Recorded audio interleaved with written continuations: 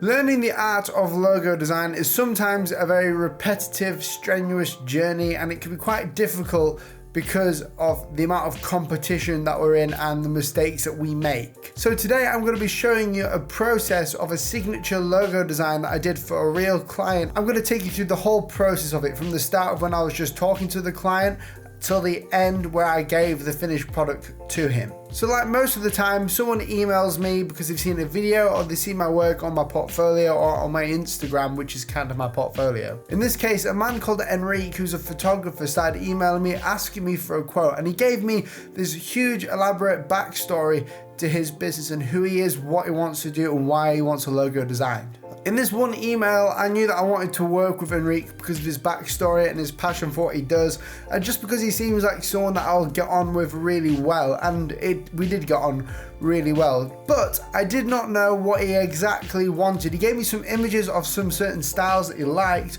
but I really needed to know more. So what I needed to do was to find out more information by asking him some questions. A lot of the time I like to give some generic questions as well, and it's a huge list, and I tell the client to briefly answer these before we start working on anything, so I can get a good look at the company and I don't miss out anything. And this basically paints me a picture of what the company's like, and that helps me on the other end create the actual logo. After the questions, it's all about how much is going to be paid, and you know, it is a business. You either do it for full price or free, in my opinion.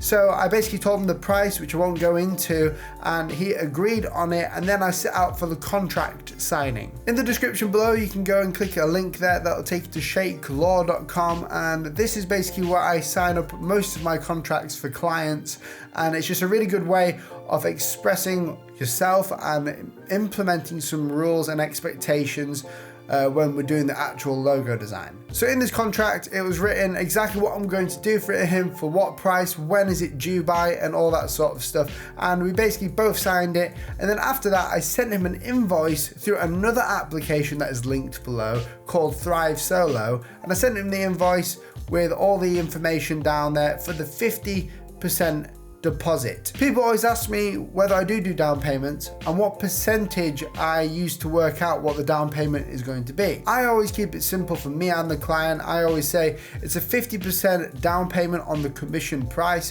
which is basically 50% of the overall price they're going to give to me at first, and then the other 50% after the project is completed. I sent him the invoice and he paid that through, and then it was time to start researching and mood boarding. This stage of the logo design is probably one of the most important stages to get right, and so many people overlook. They just want to go ahead and start designing, but this stage is so important, and it's really important that you do your own research to learn how to research a mood board for logo design. If the company has already been established, I'll do some research into what the company used to be and what the logo design was and what the brief was for the last logo design.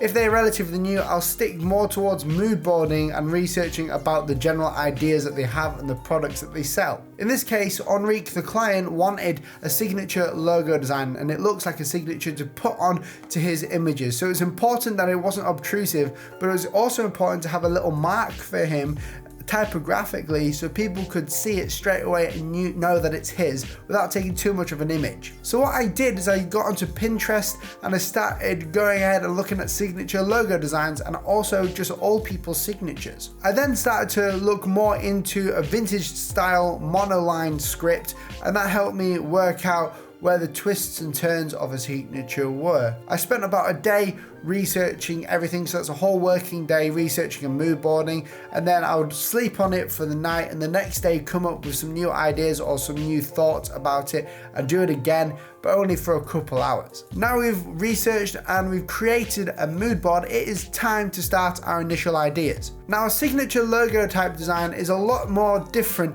than other logo types or logo designs that you create. The reason being is because you're creating something so human and so flowing like a human, but yet so digital. We have to get a compromise of them both. So it's not like we're using a font, it's not like we're going to be going ahead and doing perfect curves with the pen tool or anything.